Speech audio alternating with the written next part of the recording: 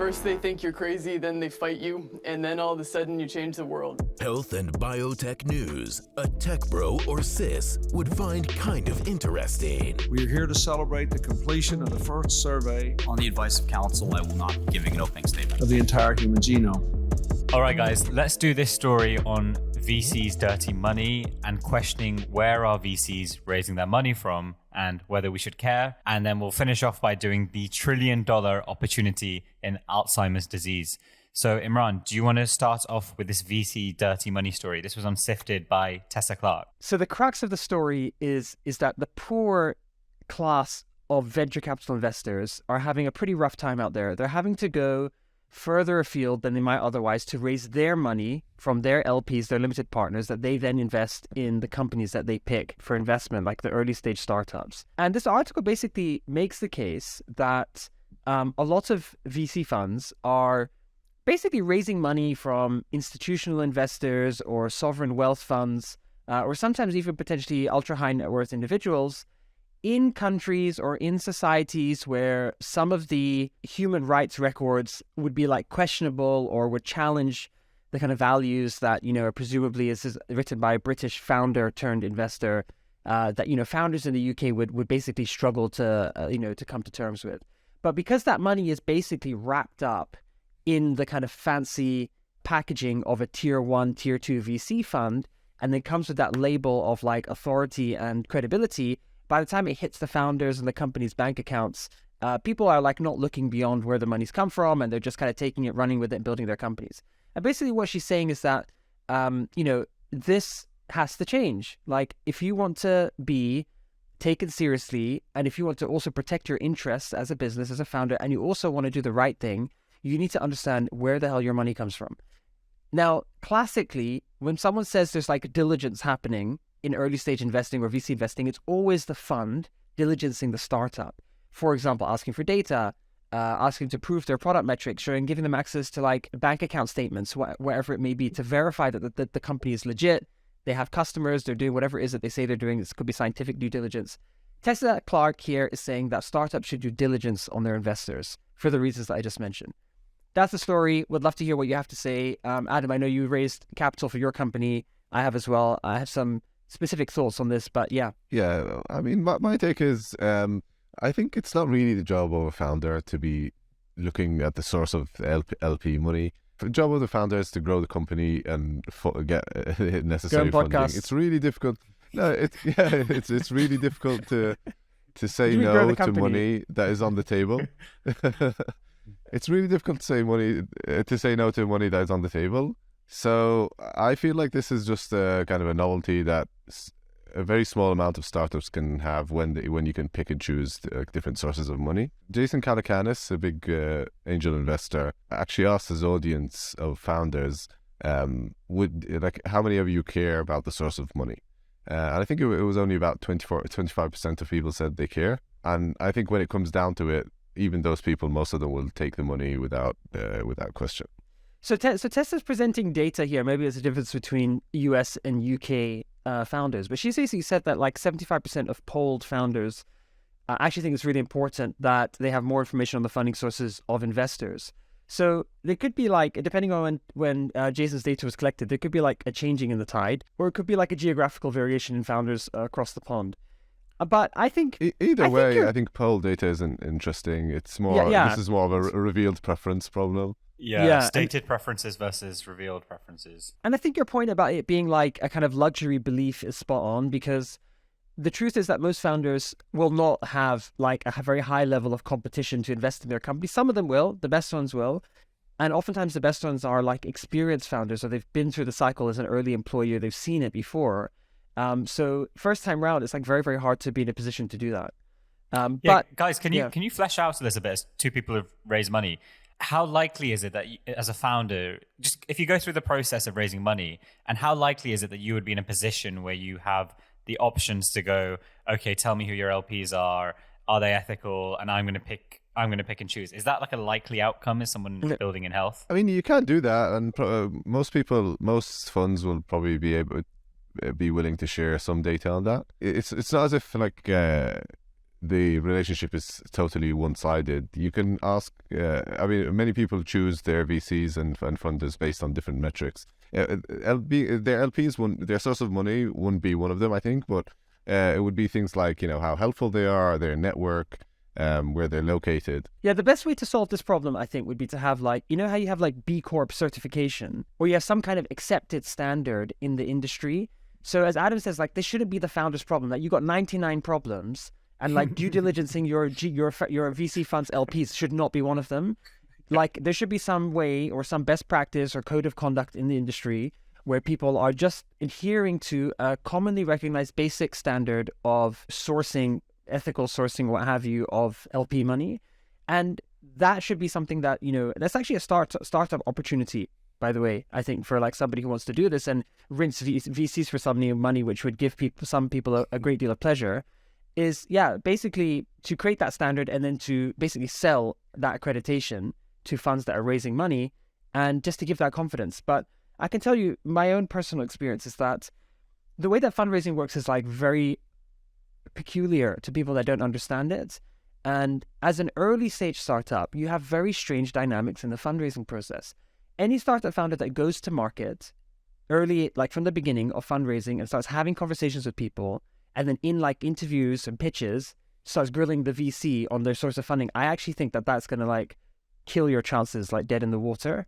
The way that this thing usually works is that, okay, sometimes you'll have investors that commit, but that can happen very, very late in the fundraising process. So you have to kiss a lot of frogs before you found investor company or investor founder fit.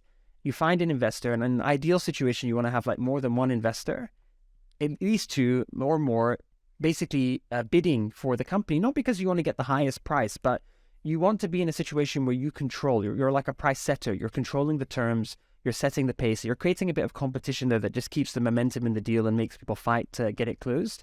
If you're not in that situation, then you're basically at the mercy of the person that's investing and their timeline, their process, and everything, because they have no incentive to go any quicker. So that's why I think it can be very difficult and very fragile to bring these things up early. And most founders, I think, simply won't do it. In my own experience, I actually have done financial and reputational due diligence on investors in the past. Of course you have. Yeah, no, seriously. No, I have. I've actually paid money to people that specialize in this. And Adam, you say it like it's a bad thing. No, because I think, and I know for a fact that there are service providers that will sell those types of services, know your customer type services and what have you, right? It is an accessible thing. You can do it. And I also know recently, as the kind of political sands have shifted, even in the last 18 months or so, there will be certain funds, certain angel investors, certain communities that previously were very welcome to invest in UK founders, but that line has moved. So there'll be companies that are holding investments from entities that are now no longer welcome to invest in British businesses or perceived in the same way. There are even venture capital funds that have disbanded and basically shut down because their LP base, it was in certain countries, certain communities that are now not welcome to invest or may even have sanctions against them. Wait, Adam, can you, and then Imran follow up, can you flesh out, I'm really interested in this power dynamic of you as a health founder and as an investor. Can you maybe flesh out maybe how it varies as well between different businesses? Who's in charge, who's setting the rules, who is the one who can be making demands saying, you're not ethical, you're not this, you're not that, and does it vary across different businesses? Adam, do you want to start? It's not about being in charge. It's more about, as Imran said, it's a numbers game. When you talk to a big number of VCs and investors, some people will indicate interest. Then you'll start a due diligence process where you have a few more meetings. In my experience, UK investors do way more diligence, and the process with UK investors is much longer than US investors. And then they make some kind of offer that is based on your kind of initial offering. I don't see it as a power dynamic, but I think it just shows lack of focus if you're asking about sources of funding. It sends out a red flag to VCs. Investors want missionaries. They want missionaries. They want people who are not optimizing 100 different things at the same time, including work-life. I'm sorry to say it, but like some investors will look at it that way. They want somebody who's just like insanely focused on solving a specific problem. Adam's right. Like, although it might be the right thing to do, and I'm not disagreeing with like Tessa's push here, if you're out there and you're like saying, yeah, I'm absolutely critically focused on solving this problem. Oh, by the way, like, can you give me a list of all your LPs, and can we talk about like where their money comes from? And so, like, they're just gonna be like, what's going on here? Like, this is just really cutting against the grain of their expectations. Again, not saying it's not the right thing to do, but it's going to have an impact on your fundraising. Is it a bit hypocritical to be saying, I'm going to change the world, my mission is to improve 1 billion lives, all of this stuff, and then be taking money from regimes or countries who are doing awful things? Isn't that just a huge own goal in terms of what you say you're going to do and what you're actually doing? I mean, not necessarily, because that money that you're taking is part of these countries' like efforts to diversify and move into kind of more liberal countries. So I mean, you can look at it that way. No, I mean, I would disagree. I think it is. There's an inherent contradiction there, and my position on this, I'm not saying it's not the founder's responsibility to have done some basic level of research, but I don't think it's feasible or practical for the founder community at large to be the one that are bearing the burden for all of this. But I do think it is a bit hypocritical. It depends how extreme it is, right? Because there's a big gray zone, and historically, countries that have been at odds with each other on many fronts, including in the political arena, which is largely driven basically by posturing and signaling and so on, and sometimes by action, have been doing trade together for centuries. They've been spying and selling, and investing is no different. You're basically selling financial services, and then you're, onwardly selling that money as an investor for a piece of the company of your investee companies. So it's the same thing. Like, it's just trade, and people will have to draw the line. And I'm sure that there will be, even in like unsavory regimes, there'll be like buckets of like, do not touch under any circumstances bucket. You can imagine who you might want to put in there. And then there'll be another bucket, which is like a bit of a gray area. Absolutely. Anything else, or do you guys want to move on?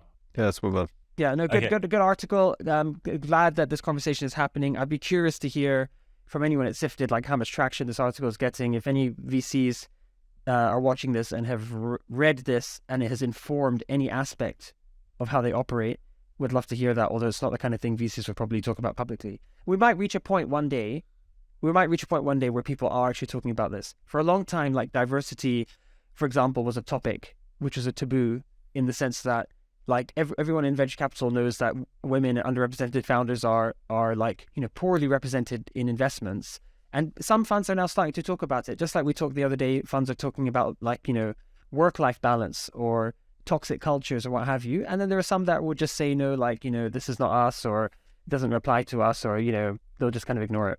Awesome. So I want to talk about Alzheimer's disease as a $1 trillion opportunity. And just to give some background, it's one of the big 4 killers. 8% of healthcare spend in the US, $300 billion a year, is going to Alzheimer's and the associated costs. By 2050, they think it's going to reach 1 trillion. At the moment, on a global stage, 1 trillion a year is going into Alzheimer's, and it's going to triple over the next decade. So it's a huge unmet need. And over the past 2 decades, we've kind of had this death valley of Alzheimer's research where we've had no new treatments coming out. And the ones we already have are not great. And I say all of this, I don't want to kind of make light of the impact on the person and patient and families of Alzheimer's, but let's just talk about the business opportunity. But recently, 3 new drugs have come out in the Alzheimer's space. And these drugs are all monoclonal antibodies, which basically means they use a cool new technology and they're really expensive. The most recent one is called Donanemab. And I'll give the bull case for this drug. And then Imran, if you want to jump in. Can you say the name again? It's Donanemab. How many? The first time you said it, there were 5 syllables. The second time you said it, there were 4. Which one is it? I think it's Donanemab. I think is correct. That's it. I think you're right. If I say it slowly, the first one was Donanemab. I don't know whether to say it slowly and correctly or just sort of stutter it quickly. But anyway, so Eli Lilly just last week in a May 3rd press release announced results of their phase 3 trial, which shows that this new drug, this new expensive, cool new technology drug, slows the rate of cognitive decline in Alzheimer's by 35%. And they also tested some real world outcomes. So the cognitive decline stuff is just a kind of cognitive test they do, but it also by 40% lessens the decline in abilities to do things like driving, managing their finances, and holding conversations. So in my mind, what an amazing new drug. Is this going to change the game for Alzheimer's, and is this going to be the next blockbuster? Hey guys, what follows is a discussion on Eli Lilly's recent press release on their new Alzheimer's drug.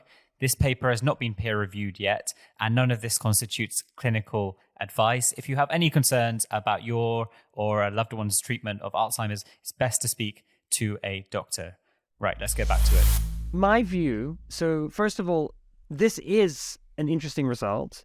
There is evidence now to show that the disease course has been affected, but I think there's a whole bunch of stuff to disentangle here around how science is communicated, how results are communicated, not just for the public, but also for people who are living with this condition, who will see the results of these papers, the press releases, the headlines, and will sort of index on the reaction of people in the community, scientific community, or the patient community who really want to celebrate and, blow wind in the sails of like any progress. But I actually think it still leaves a lot to be desired in terms of the actual results. So when you look at the results here, and this is a press release, this is not a scientific paper, so all of the data has not been released, but there has been some interesting discussion online of people inferring the actual underlying data from what has been said. And basically the difference between the decline on one of the scores, an 18-point scale of cognitive decline, is about 0.7 on that 18-point scale between the placebo and between the actual drug. So, that's a really small delta in the decline, and most patients will not notice a reduction in decline of that magnitude. So the clinical significance of the result is questionable, even though the statistical significance is strong, which basically means that although the effect is small and not going to change that dramatically the quality of life of patients, they will still experience cognitive decline over time. It might just be slowed ever so slightly. The statistical significance means that the result that we're seeing is unlikely due to be like a random spurious result. It is, we have to assume it's more likely, very likely, in fact, that this is because of the drug. So we're measuring the cognitive decline in Alzheimer's disease on an 18-point test. It's almost like a cognitive test. And we find that when you take this really expensive, cool new drug, and versus when you do nothing, that the difference between your results on that test is 0.7 out of 18. So yeah, which is less than really 5%. Small. Yeah, it's basically like 4% delta in your cognitive decline over a period of about a year, I think it was. And they've kind of, in their press release, dressed up this difference using relative percentages to make it sound massive, when actually, in absolute terms, it's actually just a very small difference. Yeah, because the headline, I mean, you look at the press release, the headline is like, 47% of patients showed no clinical progression compared to 29%, and 35 to 40% less decline in your cognitive function. The reason that those numbers sound big, even though we've just discussed this like tiny absolute change, is because they're relative declines in the treatment and the control arm, meaning that because you've got a very small decline, because Alzheimer's is a slowly progressive disease, you've got a relatively small decline in a 1-year period. I'm not saying it's not important, but it's relatively small. So a small change, clinically small change in that small decline actually is relatively like 30 to 40% reduction in decline. So I think if you just read the headline data and you think that, this has eliminated, say, half of Alzheimer's disease burden because it's like 40%, 50% or something like that, then that would be a misinterpretation of the data. Adam, do you want to say a little bit more about the results themselves? Yeah, so a few issues here. First of all, I think there's a bit of picking and choosing here with the results from Lilly. So the primary endpoint was met, but they didn't really report much on that. They focused more on one of the secondary outcomes. Adam, can you explain what's this primary and secondary endpoint business, and why is this something so that if can be manipulative? you have a drug and you want to measure its effectiveness, how do you measure the effectiveness? You define, before you start the study, you define the things that you're looking at. And then you have a primary endpoint which is the primary thing you're measuring, and then you have a whole bunch of secondary ones.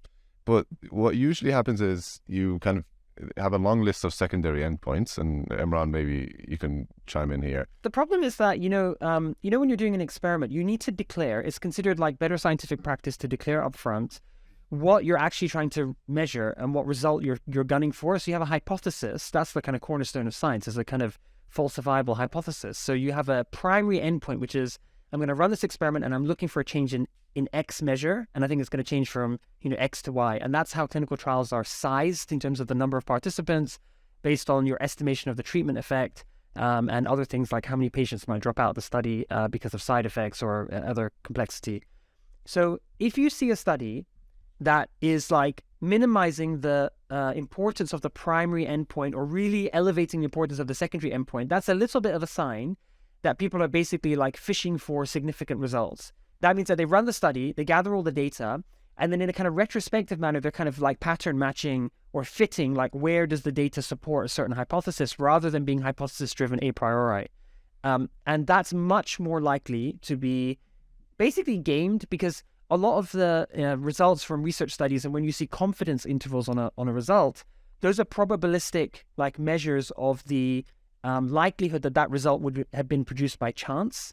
So if you are measuring like 20 different secondary endpoints or 30 different secondary endpoints, let's say if you're measuring 20, the accepted standard on the threshold of confidence that this is a real result, not a chance result, is what you call a p-value of 0.05, which means that there's a 5% chance that the result you're seeing is due to just totally random chance in biology in the environment. So you run an experiment, you find a result, it looks like there's something real there, but it's a 5% chance that result is not real. So if you have 20 secondary endpoints, you could find one in 20, which is 5%, that shows like some statistically significant results. So it's really important to pay attention to this. And in this study is actually not too bad. I actually think that's not the principal issue with this study. And the other problem is, of course, that these monoclonal antibodies, which this drug belongs to, are really expensive. I mean, we're talking, I don't know if they've priced this yet, but it's likely to be something like $30,000 to $60,000 a year for treatment. So for something that's really what looks like inconsequential or insignificant, or it's not going to be a needle mover in the course of your disease, that's a lot of money like to be spending on this, right? Absolutely. And I think that it shouldn't really be put into clinical practice yet, based on these studies. Why would you not? Why would you? So you said just on price, you're saying that, Adam? Like, let's say you're a patient with this condition or a family member had just it. on price. Yeah, Okay. I think based on price. Yeah, so on the health economic stuff, it looks like the analysis they've done, and again, I don't think they have the full pricing for this, but it seems like it would cost in the range of about $200,000 per quality adjusted life year. So that's basically, you'd have to spend $200K to get an extra year of good quality life, right? That's roughly what that means, which is a lot. The price point that we kind of benchmark against is usually around 20 to 50 in the UK. Yeah. So this is way over. So I wonder, because I think the other example in 2021 we had Donanemab, which was a very controversial. This was the first new Alzheimer's drug in 18 or 20 years. And that was very, very controversial, because when they did the cost effectiveness for that, it looked like it would cost something like $1 million per quality adjusted life year added onto someone's life. And that has not been approved by Medicaid or Medicare, or indeed in the UK either. So I wonder if this is great, and I don't mean to disparage what these great researchers and pharmaceutical companies are doing, but will this be available to people on insurance or on their national health services? Looks unlikely. Yeah, I think I would agree with that. I think unless there's like a specific deal struck that brings the quality and incremental cost effectiveness of this drug over other types of care down substantially, I would say by orders of magnitude, then I think this is going to struggle in many nations to get widespread approval, simply because of the scale of the problem and the way that a drug like this can blow up your health budget. But I think there's another issue here. So we've talked about the small absolute change. Yeah, absolutely. We talked about the small absolute change, which sounds big in relative terms, and is statistically significant, but clinically not so significant. The other issue is safety, right? And there is a principle in medicine, which is, first do no harm, primum non nocere, I think it is in Latin. I'm not a classicist, but something like that. First do no harm, right? So this drug has a significant rate of like quite scary sounding side effects, okay? So 1 in 4 patients developed something called ARIA-E. So ARIA-E stands for amyloid-related imaging abnormalities, right? So these are artifacts you can see on a brain scan from somebody who's taking medications in this category, where you see edema, which is basically swelling and water collecting in the brain because there's something happening in there, typically inflammation. And you can also see bleeding, right? So 1 in 4 patients taking the actual drug developed brain swelling, and 3 in 10 taking the drug experienced some kind of hemorrhage inside the brain. And it says here that 3 out of the 900 or so patients in the trial who were on the actual drug died. 2 deaths were linked directly to a drug side effect, which is this ARIA side effect. And the other one occurred after a severe case of ARIA. So if 3 in 1,000 people are basically dying of a side effect, that's a 0.3% mortality rate on the drug. And if you scale that up to 1 million patients in the UK, that's something like 3,500 patients in the 12-month period being given the drug who are going to die for a because very of marginal benefit, right? For a very Not marginal even a benefit, huge yeah. benefit. I mean, I know it's low. It's like 1 in 300 for participants, and there are many other things that we do as patients that we ought to subject ourselves to with worse side effect profiles. But it's not trivial, and this is the brain. It's not like, local injection site reaction or something. This is actual brain swelling and hemorrhage. So I think the headline here is very interesting, not ready for prime time, but there is maybe a bit of a question mark. Is this approach actually the right approach to dementia? Is accumulation of beta amyloid the actual driver of symptoms? I think there's a big question mark here. Say more about that. I've heard about this being like a contentious issue. It is a bit of an issue where experts in the area disagree on the primary cause. And is this accumulation of this protein that is targeted by these drugs, is it the actual driver of the disease, or is it just a byproduct or kind of an insignificant byproduct of the pathology, the disease process here? Why does that matter? I think because we're targeting this protein and expecting results based on it, but it might not work because the understanding of the pathology is flawed here. Let me ask you guys a question in terms of the digital health startup opportunity in Alzheimer's. So again, multi-trillion-dollar market. What are the opportunities for startups? I spoke to Nikhil from Craniometrics, who went to YC. He's this crazy impressive guy. He's like 23 and just has accomplished so much. But wow. Craniometrics is looking to be the all-in-one care platform for Alzheimer's, so end-to-end. So you get the early detection. That's beneficial as well, because a lot of these drugs that pharma are making, you need to spot people who are in early Alzheimer's or in early decline and then treat them. So that's useful from a pharma perspective as well. Then all the therapeutic management, then all the care needs that go into it. So if you own this whole platform, that looks like a huge opportunity. I don't know if you guys have any thoughts on big startup opportunities of what they could be doing. Yeah, I think there's 2 elements here. There's kind of interventions, but there's also tracking, as you said. So early detection, but there's also something before that, which is... You're not allowed to mention your startup, Adam. Yeah, no, which is accurately or kind of giving a person the risk of dementia based on genetic data and also based on different biomarkers. So I think there is an opportunity here because no one has actually nailed the tracking of dementia in an easy way. We still use these composite scores. Wait, Adam, is that something you do in your longevity practice?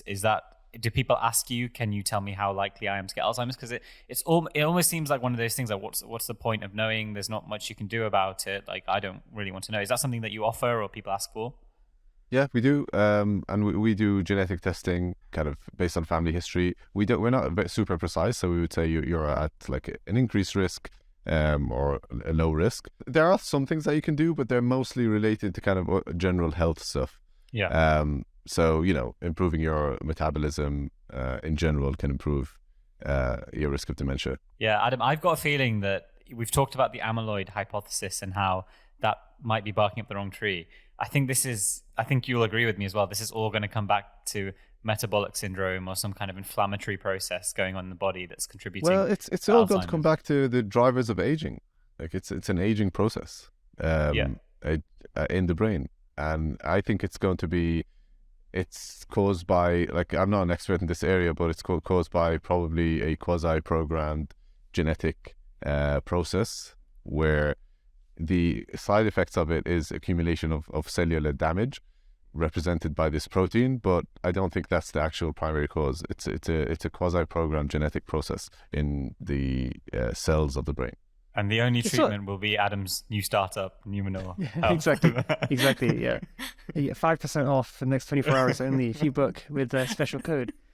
It's also interesting to think, like, what happens to society when everybody's living longer, and the cognitive decline that usually kind of causes sort of planned obsolescence of the workforce at some point in life, where most people would just stop working.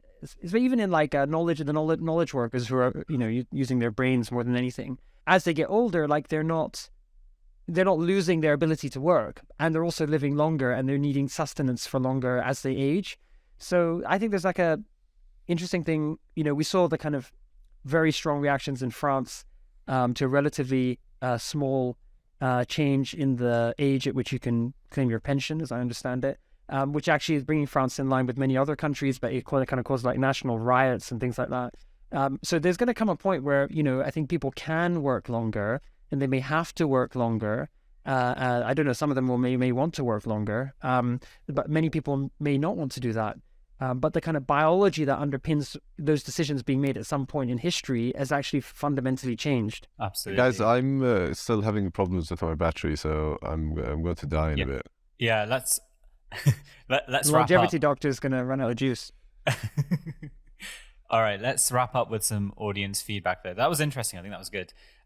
So we got a few nice comments. One from Sridhar Reddy saying, "This is great. I was actively looking for the AI and medicine intersection. Keep up the good work." And then we got another comment from an Arabic fan who I can only presume is one of Adam's sort of stans, saying, "Keep going. It was amazing and excited," with 3 love hearts. I don't know whether it was one for each of us or all 3 were for Adam, but that was nice to receive as well. So yeah, got some nice feedback. Awesome. Thank you. Next time I want to discuss this Wall Street Journal article about rapamycin. Really? Yeah. Yeah, there's a new article out. I'll share it.